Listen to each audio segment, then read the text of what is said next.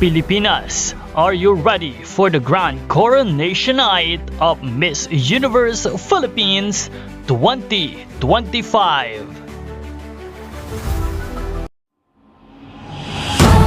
Now 2204, your pageant blogger host. Subscribe. Magandang araw Pilipinas and good day pageant lovers. Nakatakdang ganapin ang Miss Universe Philippines 2025 sa May 2, 2025 sa Mall of Asia Arena sa Pasay, Metro Manila. Ito ang ika-6 na edisyon ng Miss Universe Philippines pageant at ang una sa ilalim ng pamumuno ni Ariela Arida, Miss Universe Philippines 2013 bilang National Director.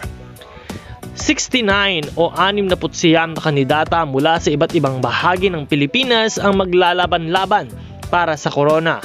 Ang mananalo ay ipapalit kay Chelsea Manalo ng Bulacan at kakatawan sa Pilipinas sa Miss Universe 2025 na gaganapin sa Nobyembre sa Impact Arena, Bangkok, Thailand.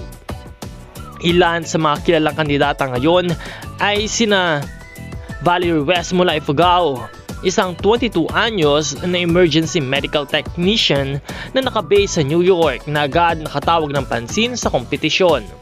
Sina Teresita Sen Winwin Marquez, isang actress at beauty queen mula sa Muntinlupa na kilala sa kanyang karanasan sa pageantry.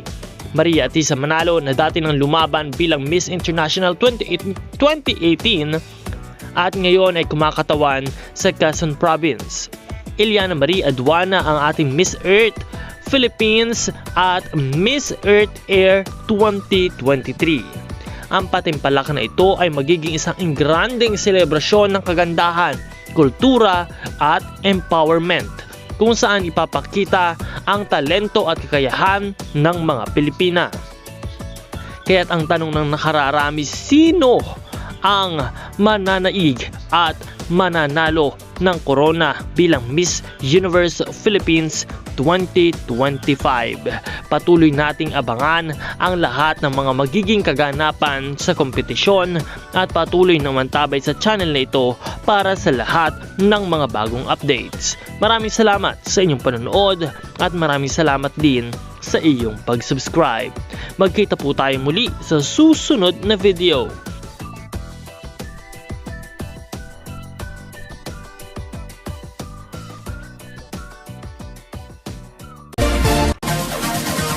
Support your favorite candidates and leave a comment.